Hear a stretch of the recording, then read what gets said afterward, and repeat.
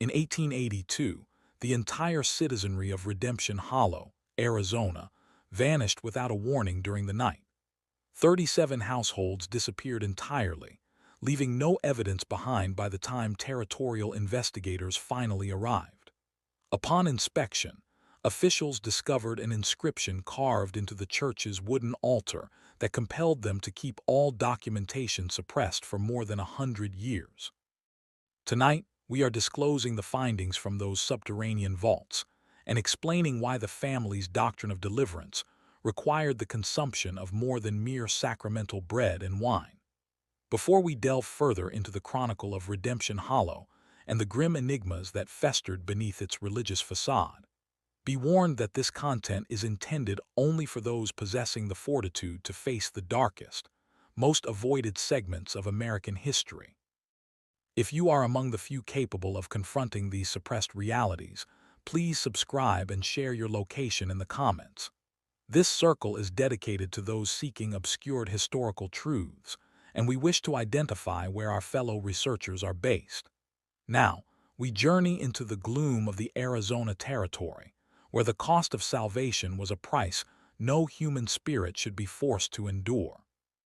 The account begins not with violence or outcries, but with the silent desperation of a devout people searching for grace in a ruthless environment.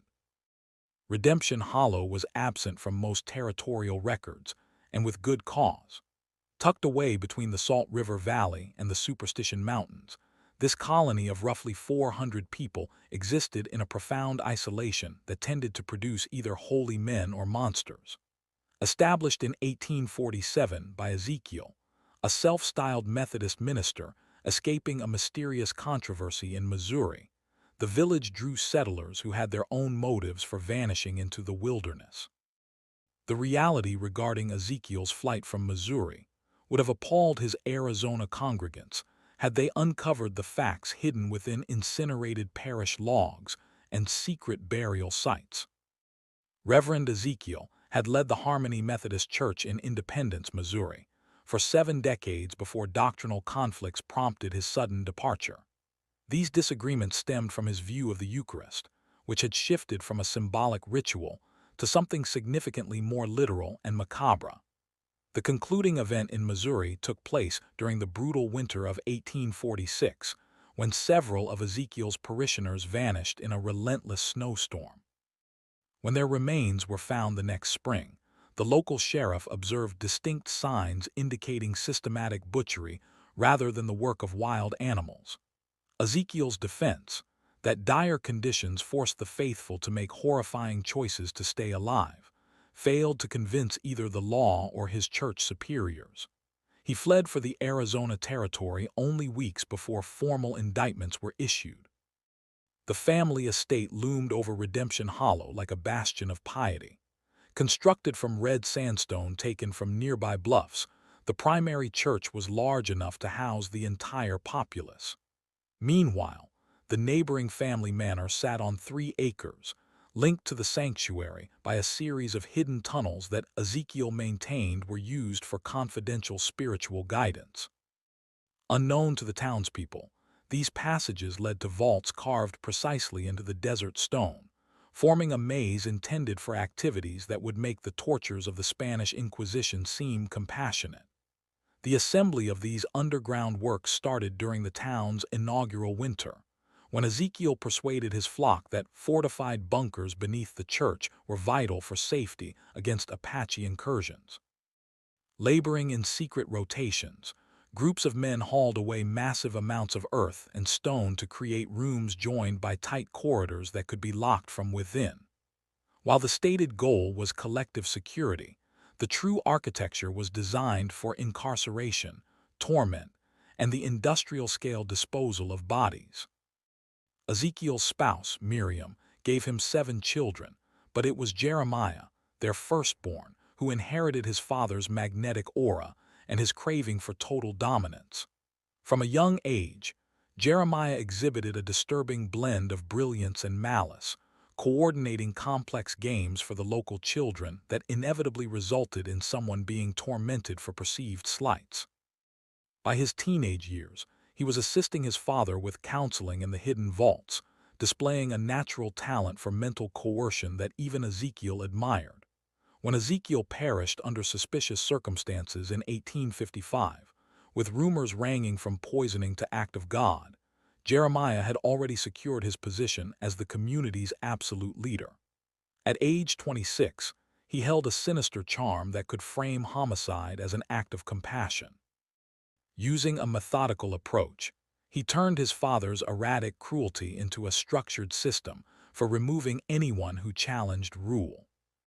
The people of Redemption Hollow were mostly struggling miners, widows, and religious outcasts from various Eastern sects.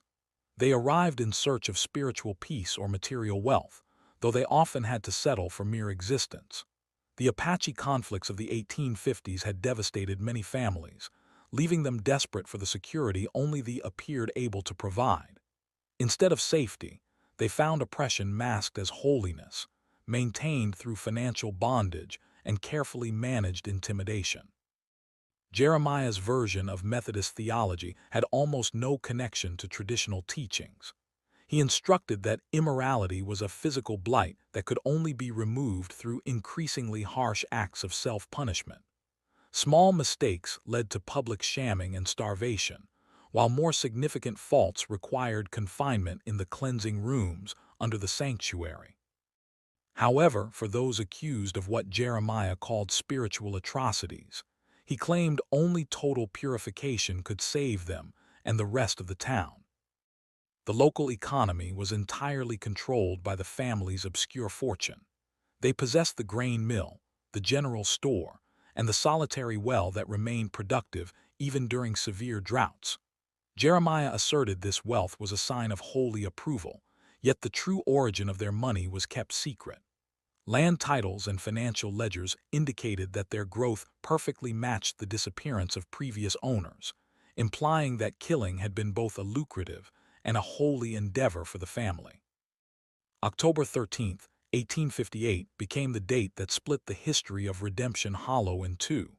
Thomas, a wandering trader from Tucson, arrived with a cart of goods and a set of inquiries that would have been better left unvoiced. Had spent 15 years trading across the region and possessed the grounded cynicism that comes from witnessing the darker side of humanity. He spotted details that others overlooked, and what he saw in the town filled him with dread. Expert gaze immediately identified the quiet markers of a people living under total tyranny. Though the town appeared successful, he saw children cower when adults spoke, women avoid the church with bowed heads, and men stopped talking the moment a stranger drew near. Most alarming were the families he had traded with a year prior who were now gone, replaced by anxious strangers claiming the former residents had sought better lives elsewhere. The trader's initial blunder was posing blunt questions regarding these missing persons. When he questioned the whereabouts of the who had bought a large amount of agricultural equipment only 6 months before, he was informed they had left abruptly after receiving word of an urgent inheritance in California. While the story was accepted by most, observed that the children's personal items were still in their former residence, notably a cherished doll that no 6-year-old would ever leave behind by choice. Next error was voicing his doubt regarding Jeremiah's increasingly complex homilies on divine retribution and sanctity. During his 48-hour visit, he attended a Sunday gathering and heard the minister provide a theological lecture that altered Christian tenets into something unrecognizable. Jeremiah described communion as the literal consumption of wickedness, spoke of achieving purity through the edge of a blade and flame, and discussed a chosen elite summoned to purge the world through a holy feeding. "The Lord instructs us to be fishers of men," Jeremiah declared from his platform, his speech possessing a hypnotic rhythm that kept his listeners entranced. However, fishing necessitates the correct preparation of the bounty. The tainted flesh must be stripped of its sins before it can provide sustenance to the godly. Those who fight this refinement threaten not just their own spirits, but the spiritual health of our entire fellowship. Crawford's ultimate blunder was finding the hidden, narrow cellar entrance behind the church's communion table during a night when he sought cover from an abrupt sandstorm. The merchant had only intended to wait for the storm to pass in the church's entryway, but his interest was piqued by noises rising from under the floor, noises that sounded like human voices in agony rather than in worship. What Crawford encountered in that subterranean vault would haunt his final moments and provide the initial recorded proof of the Sinclair's actual character. The chamber was hollowed out directly from the solid stone, its walls outfitted with iron manacles and strange drainage paths leading to a center pit. The floor was marked with stains that no amount of cleaning could erase, and the atmosphere reeked of something far more terrible than death. It smelled of the purposeful violation of human honor, systematically obliterated through ritualized agony. The room held tools that had no place in any Christian setting: restraining apparatuses built to secure fighting victims, sharp instruments laid out with surgical care, and containers placed to collect liquids from hanging bodies. Scriptural passages were etched into the rock walls, but they were distorted to provide a basis for horrific deeds. "Take, eat, this is my body, and he that eateth my flesh and drinketh my blood dwelleth in me." Yet it was the wooden altar at the room's center that exposed the full nightmare of Redemption Hollow's hidden truth. Carved into its wood were 31 names, each paired with a specific date and the lone word, "cleansed." The latest entry, written only 2 weeks prior, was for the Patterson family, all 4 individuals, including their 6-year-old daughter Sarah, whose doll remained on her old bedroom window ledge. Crawford's discovery lasted only about 10 minutes before Jeremiah's voice boomed through the vault like the roar of a vengeful deity. "Brother Crawford, it appears you have wandered off the path." The minister stepped out from the darkness accompanied by 3 others, Marcus Samuel and the church deacon William Hayes, their expressions wearing the stillness that comes with absolute conviction. "But perhaps this is an act of divine providence. It may be that your soul is also in need of cleansing." The traitor attempted to escape, but the underground corridors were a labyrinth built to thwart any flight. His hunters chased him through pathways leading to vaults even more gruesome than the first, including rooms for preparation, where human corpses were handled with the same precision other towns used for butchering cattle. Crawford's yells rang through the maze as he understood the grim reality behind Redemption Hollow's success. The Sinclairs had established a high-functioning system for killing travelers and turning their deaths into both a spiritual defense and a source of financial gain.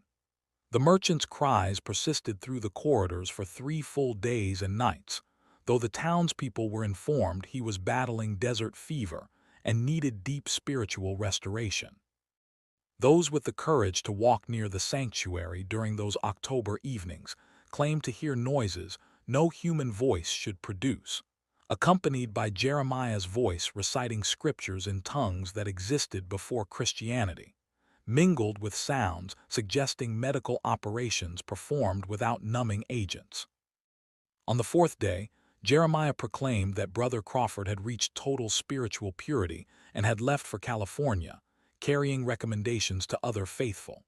His cart and horses were seen exiting the town just as the sun rose, steered by a figure wrapped tightly against the morning cold. However, Sarah Mackenzie, whose lack of sleep kept her at her kitchen window, insisted the driver's motions looked unnatural, too rigid and too measured, like a puppet moved by invisible wires. Crawford's exit signaled the start of a darker era for Redemption Hollow. What had been rare disappearances turned into a monthly ceremony, scheduled with the phases of the moon, and justified by increasingly complex religious theories that turned homicide into a holy rite and cannibalism into a communion with God. The years following Crawford's spiritual departure saw Redemption Hollow change from a struggling border outpost into something that functioned outside the boundaries of territorial law or Christian ethics. Jeremiah's influence expanded with every soul that went missing, his homilies transforming into captivating displays of spiritual coercion that persuaded his flock they were agents of divine retribution rather than observers of calculated murder. The Sinclair clan increased their authority by means of meticulously planned nuptials and tactical fosterage. Jeremiah wed 3 women in turn, each of whom passed away under dubious circumstances after giving birth to heirs who possessed his captivating charm and questionable ethics. His brothers and sisters, Marcus, Ruth, Rebecca, and the young Samuel, constituted a core group of unwavering devotion, with each sibling overseeing various branches of what outsiders would deem a criminal syndicate, though they viewed it as a consecrated obligation. Marcus, the senior brother at 34, directed the inquisitions that decided which residents were in need of a ritualistic spiritual purging. These events occurred within the primary sanctuary on nights of the new moon, using the darkness to mask the identities of the attendees and stifle their cries. Those summoned for trial were invariably new arrivals or individuals who challenged the prevailing power structure, facing accusations that varied from theft and infidelity to the more abstract sins of divine insurrection and spiritual corruption. The hearings utilized a warped imitation of legal customs to provide a veneer of validity to outcomes that were decided in advance. Marcus acted as the accuser, providing evidence that was always manufactured, but presented with the assurance of absolute certainty. Witnesses recounted transgressions they claimed to have witnessed, often through dreams or prophetic sights that exposed the defendant's internal rot.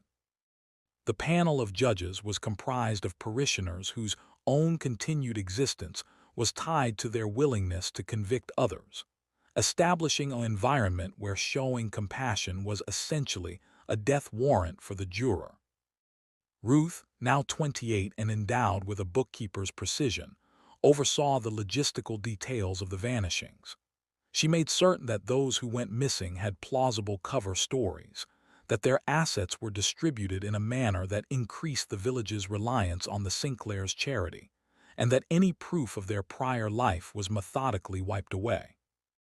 Ruth kept ledgers documenting every cleansing, with the same meticulousness other women used for grocery accounts, noting not just names and chronologies, but also the physical gain harvested from each casualty's estate and belongings.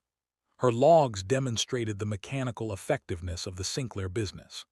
Every disappearance was preceded by several weeks of intense monitoring to assess the target's social ties, bankroll, and capacity for defiance.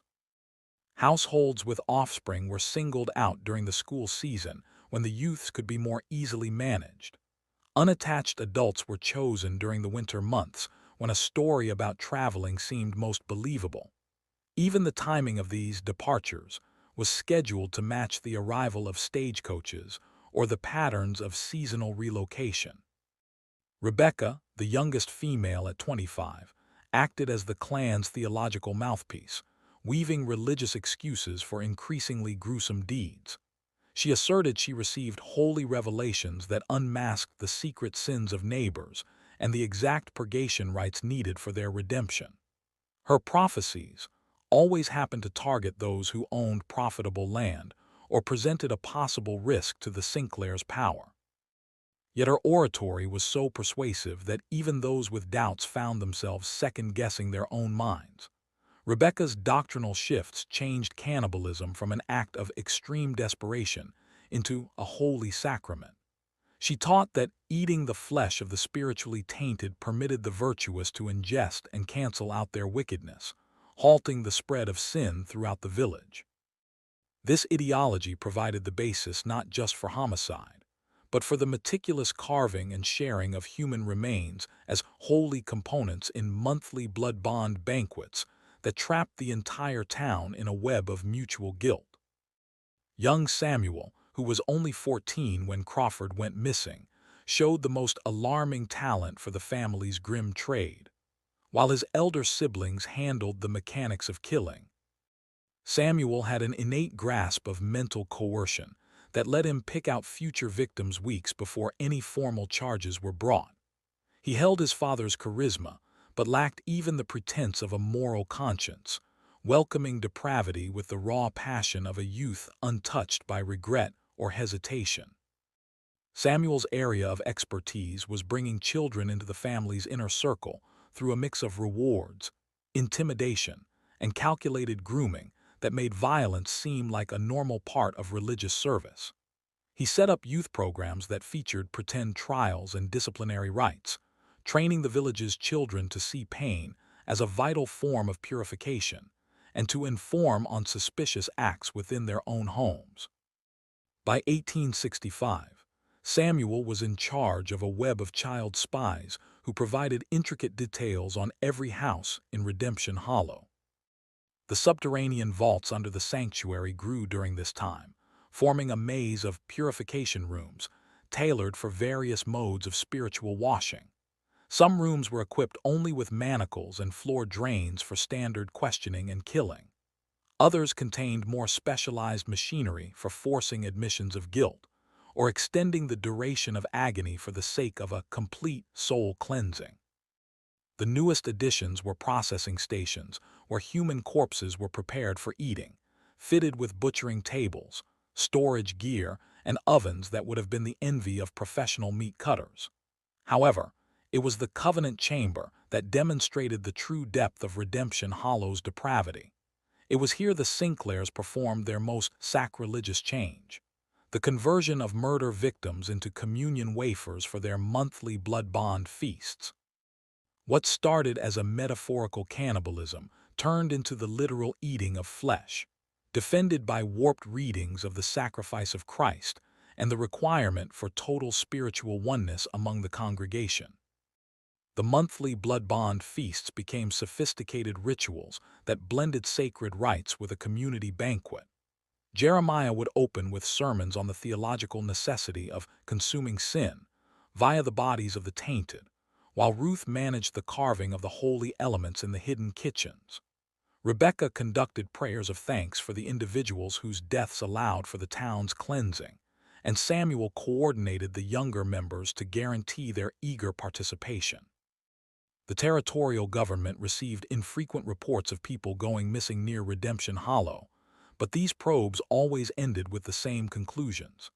In the Arizona frontier, people moved often, documentation was sparse, and Apache attacks explained many disappearances. The Sinclairs' meticulous records of every target's departure and their lavish payoffs to territorial officials ensured that any serious investigation was politely turned away.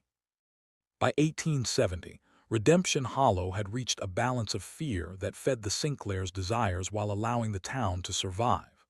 The colony thrived financially, its population stayed level through managed intake, and its fame as an ideal Christian town won praise from regional leaders who appreciated any success story in the difficult Arizona wilderness. By 1876, Redemption Hollow was famous throughout the Arizona Territory as a paragon of Christian living, where lawlessness was absent and wealth followed the virtuous. Travelers spoke highly of the town's kindness and the Sinclair family's work for the poor. What they failed to see was that this utopia was constructed upon a base of hidden remains and kept alive by the routine murder of anyone who disturbed its grim peace. The turning point arrived with Margaret Riley, a 24-year-old educator from Boston, whose sophisticated background and self-reliant nature identified her as a threat the moment she departed from the stagecoach. Margaret had moved to the West following the death of her partner in a mining disaster, hoping to start anew by teaching children on the frontier. Her credentials were perfect, her behavior was humble and pious, and her personal funds made her independent, traits that made her both an asset and a danger to the Sinclair power structure. Jeremiah, now 53 and filled with the arrogant pride of a man who had never been held accountable, initially saw Margaret as an advantage rather than a risk. Her refined manners and academic skills would improve the town's image, while her perceived weakness as a single woman in a lawless land would guarantee her reliance on his oversight. He failed to see the inner strength beneath her polished Victorian appearance or the sharp intellect masked by her quiet ways. Margaret's initial weeks in the village went by without trouble. She set up her classroom in the upper level of the sanctuary, teaching 37 pupils basics like literacy and math, and went to Sunday worship with visible devotion. However, her background in logical thinking and her deep concern for the hurting caused her to notice inconsistencies that long-term inhabitants had been conditioned to disregard. The children talked about missing friends with a chillingly casual attitude. When she asked about the Morrison boy who had vanished the prior spring, her pupils claimed he had been called to the Lord during a special, refining, ritual. Similar narratives explained the absence of other youths, which always occurred after periods of behavioral issues or domestic trouble. More alarming were the subtle indications of physical neglect and mental distress among her students. Despite the town's outward success, many pupils had the sunken-eyed appearance of long-term starvation. They jumped at sudden noises, whispered even during play, and showed a terrifying dread of those in power. Many had scars that had healed poorly, hinting at systematic violence framed as religious correction. Margaret's logical mind started recording these findings in a private diary, originally planning to write about the trials of frontier teaching for a possible book. However, as the trends became clear, her scholarly work turned into a criminal probe. The blood bond banquets following the new moon, the households that vanished leaving only thin excuses of sudden trips, and the hidden vaults children mentioned in hushed terror before being quieted by older siblings. Her first real encounter with the village's grim reality happened in her third month when the Hendrick family vanished in the night. John Hendrick had contested Jeremiah's biblical views during a Sunday gathering, arguing that Jesus focused on mercy rather than wrath. The religious argument persisted after the service, with Hendrick quoting scripture to back his view while Jeremiah's temper flared. 3 days later, the Hendrick farm was found empty with signs of a rushed exit, but no clue where they went. Jeremiah claimed the family had been told of a sudden inheritance in California and left at once to claim it. Their land, of course, would be managed by the church until they returned. Margaret was close with the Hendricks. She taught their 3 offspring and had shared a meal with them just before they disappeared. She was also aware that John Hendrick had recently suffered a broken leg in a farming mishap and could barely stand, making a trek to California impossible. When she mentioned these worries to others, she was met with tense, quiet, or soft remarks that women from the East often misinterpreted the harsh realities of the frontier. Margaret's probe might have stayed a matter of private doubt if not for the find that changed her from a curious witness into a panicked runaway. While tidying her room after a hard day with her increasingly terrified students, she bumped a loose piece of flooring that hid a small cavity below. Inside, wrapped in protective cloth with the frantic care of a person fearing for their life, was a diary belonging to 12-year-old Billy Morrison, the boy whose exit her students had accepted so strangely. Billy's diary recorded his growing understanding of the town's true nature with the blunt honesty unique to children. He had watched his father's inquisition through a gap in the sanctuary floor, seeing Marcus Sinclair read fake charges of adultery. He had witnessed his mother being hauled to the purification rooms and heard her screams for 3 nights before the silence took over.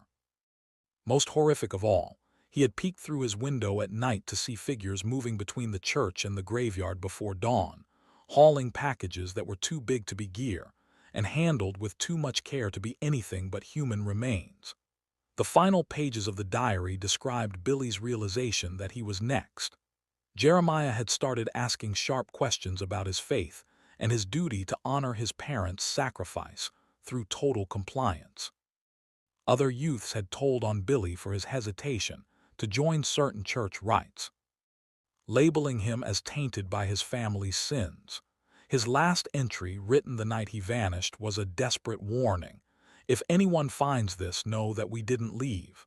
We were taken, and if you're smart, you'll run before they take you too. Margaret's hands shook as she read Billy's report of the blood bond banquets, described with the cold detail of a child trying to process adult nightmares.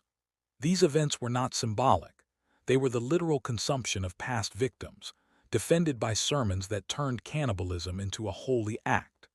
The bread used in these rites came from the preparation room, where human flesh was handled, with the same reverence other churches gave to wine and wafers. Equipped with Billy's written proof, Margaret started organizing her flight from the village. However, she quickly found that exiting the settlement was far more taxing than arriving. The Sinclairs kept a close watch on potential departures, demanding prior notice and valid reasons for any travel. Anyone caught trying to flee without approval was unfailingly captured and brought back for a consultation regarding their spiritual well-being. Margaret's position grew increasingly dangerous when Ruth Sinclair approached her with an offer to join the select group of church women who managed the specialized rituals. The proposal was framed as a privilege, yet Margaret identified it as a trial. Agreeing would provide her with the complete reality of Redemption Hollow's habits, but it would simultaneously implicate her in homicides she was unable to stop or flee. The October blood bond banquet loomed like an impending execution. Margaret realized she had only a few days before her unwillingness to take part would label her as spiritually diseased and thus a candidate for refinement. Her frantic hunt for a way out led her to scout the village's distant perimeters, where she stumbled upon a site that exposed the true magnitude of the Sinclair family's atrocities.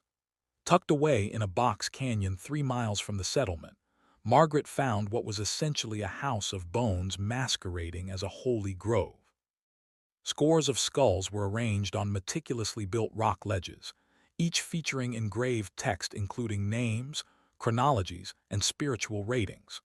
The remains bore signs of deliberate handling, with bones scrubbed and categorized, some displaying blade indentations indicative of intentional disarticulation. However, it was the primary altar that demonstrated the industrial volume of Redemption Hollow's cannibalistic system. The rock's top was stained permanently and fitted with fixtures intended to streamline the processing of human corpses.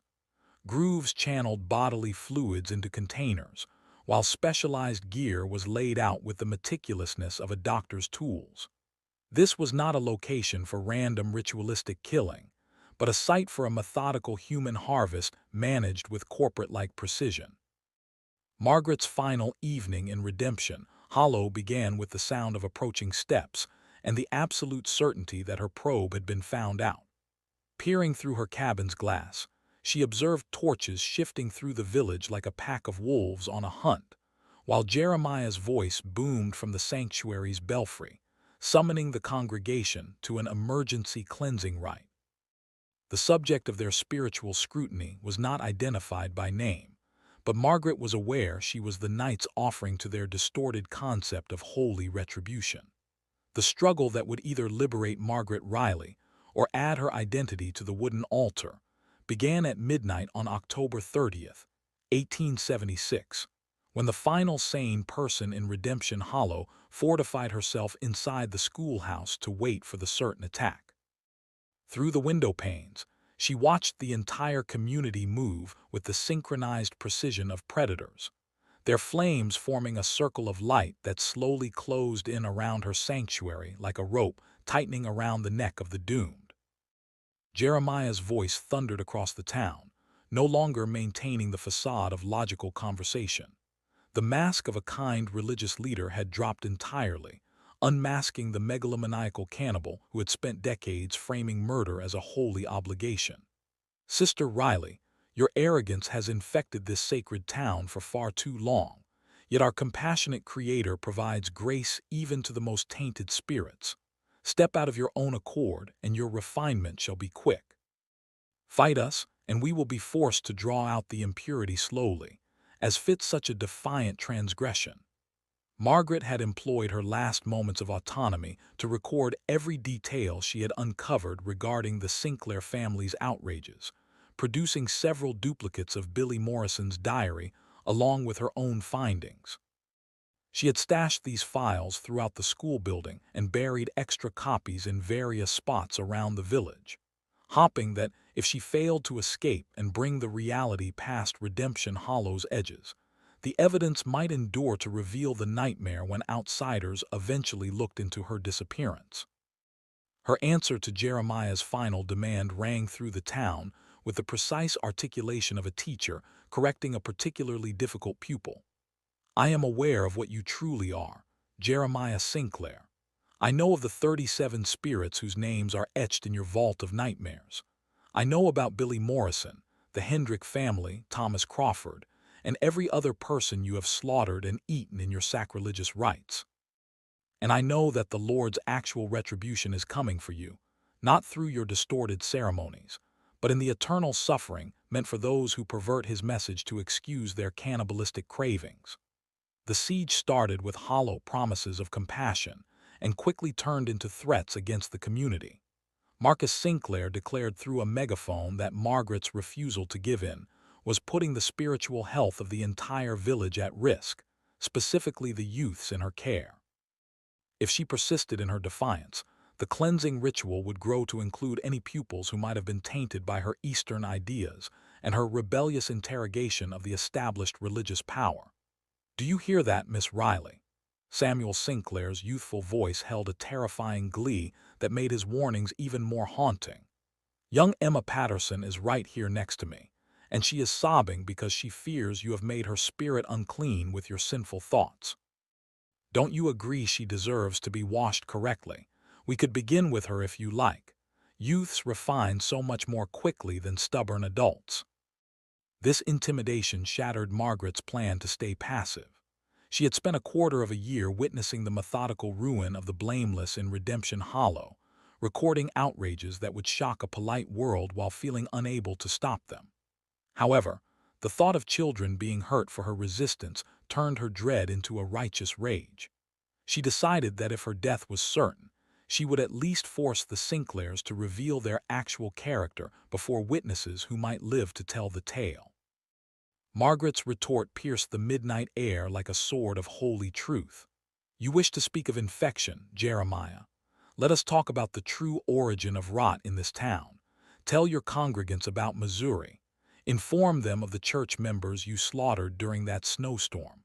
Tell them of your father's first bite of human meat and how it triggered a hunger that has only expanded since then. Explain how you have tricked them into becoming Maynarders by calling homicide purification and cannibalism communion." The doctrinal assault hit Jeremiah like a physical strike. This was not because it risked his control, but because it laid bare the core lie at the center of his obsession.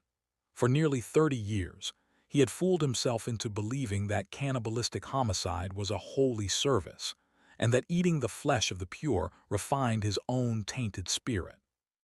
Margaret's words forced him to look at the chance that his whole adult life had been spent serving darkness, while he thought he was serving the divine.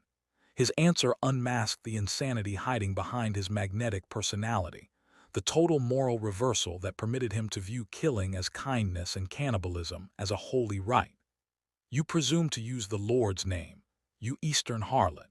You who would taint our youths with your secular schooling and your inquiries that rot their belief. We serve as the chosen vessels of heavenly retribution, purging this territory of the filth that endangers the godly. Our communal banquets hallow us just as the blood of the Savior hallowed his followers. We ingest the essence of sin, drawing the rot of others into ourselves, so that this populace can stay blameless in the eyes of the Lord." Margaret's concluding retort held the conviction of a woman who had surrendered all hope of survival. "You devour human meat because you crave the act of killing, Jeremiah. Every other word is merely the falsehood you construct to find rest at night. Yet I wonder, do you truly find sleep? Or do you lie there listening to the outcries of 37 blameless spirits crying for justice from a creator who witnesses every deed you have committed?" The siege of the school building began with methodical ruin rather than a head-on charge. The Sinclair family had discovered that incremental mental stress often broke a person's will more surely than sudden brutality, and they desired Margaret to be both alive and compliant for the unique refining ritual they had arranged.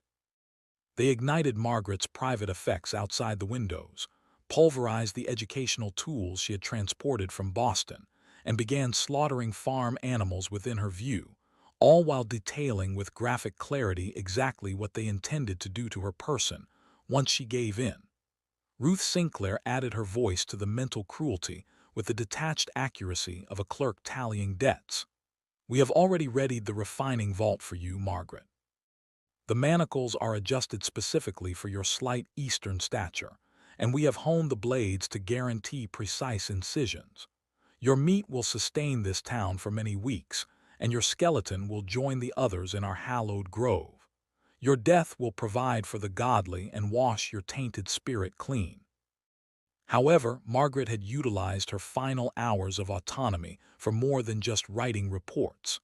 Her Eastern schooling included practical abilities that border towns rarely anticipated in refined women, such as a grasp of chemistry learned through her father's medical clinic. The lantern fuel and scrubbing agents in the classroom, mixed with items from her scientific teaching kit, provided the components needed to fashion weapons far more lethal than anything the Sinclairs expected from a Boston schoolmistress. The blast that tore through the October midnight turned Redemption Hollow's organized dance of dread into total mayhem. Margaret's handmade explosive leveled the sanctuary's belfry and ignited the timber portions of the main hall, while the roar of the detonation traveled for miles over the wilderness, notifying distant towns that something disastrous had happened in their quiet neighboring colony. Amidst the chaos of smoke and fire, Margaret fled through a cellar window she had readied beforehand, clutching her files and racing for the hidden ravine where she knew regional lawmen would eventually find proof of the Sinclairs' atrocities. The bullet that struck her shoulder was fired by Samuel Sinclair, who had guessed her flight path with the predatory instinct that made him the family's most lethal member. Yet the injury was not enough to halt her frantic run toward the hidden cache that would reveal the town's mysteries to the public. The regional lawmen who arrived 3 days later found the village in a state of systematic desertion rather than ruined disorder. Marshal William Hayes, not kin to the town's deacon of the same name, had been called by accounts of blasts and flames visible from nearby settlements. However, his discovery tested his 20 years of background in border law enforcement. Most of the village's structures stood undamaged, but the citizenry had disappeared as thoroughly as the households the Sinclairs had methodically slaughtered over 3 decades. Only Margaret Riley was left, discovered senseless near the school building with major burns and a gunshot wound that had nearly pierced her heart. Her survival was a wonder, but her account was first brushed off as the hallucinations of someone suffering from shock and trauma. The narrative she shared, of organized cannibalism masked as holy ritual, of hidden vaults built for agony and homicide, and of an entire town involved in decades of ritualized eating of human flesh, seemed too gruesome for a logical mind to accept. However, Margaret's intricate records stashed throughout the village and in the ravine's bone house offered physical proof that backed her story with haunting accuracy. The subterranean rooms held not only tools of torture and murder gear, but also detailed logs recording 37 verified homicides over an 18-year period. The Sinclairs had kept journals tracking every casualty's spiritual rot, the requirements for their refining, and their final disposal with the detached precision of a slaughterhouse's ledger. Marshal Hayes's probe unmasked an organizational complexity that went beyond anything he had seen in frontier lawlessness. The Sinclairs had kept up detailed letters with other secluded religious colonies across the western lands, implying that Redemption Hollow might not have been alone in its habits. Notes found in Jeremiah's office mentioned refining methods and covenant banquet setups, in terms that implied similar deeds in isolated villages throughout Arizona, New Mexico, and Southern California. The bone house past the village provided physical evidence that removed any doubt regarding Margaret's story. A medical review of the remains unmasked systematic cutting, consistent with being readied for consumption, while a chemical test of marks on the altar proved the presence of human blood and tissue from several people. Most chilling were the meticulous notes on every skull, showing that the Sinclairs had given spiritual rankings to their victims based on the texture of their meat and the thoroughness of their purging. Dr. Charles Morrison, the regional doctor who checked the remains, stated in his formal report. The degree of biological understanding shown in the preparation of these bones implies medical schooling or significant experience in human cutting. The incisions are surgical, the bone detachment is tidy, and the curing methods show knowledge of techniques used in medical colleges and professional meat processing. This was not the work of crazed novices, but of people who had honed their craft through years of structured habit.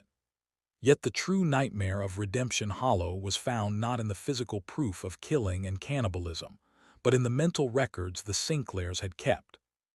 Their secret diaries showed the slow change of a struggling border minister into a cannibalistic cult master, charting Jeremiah's path from literal Bible study through theological invention to total moral reversal.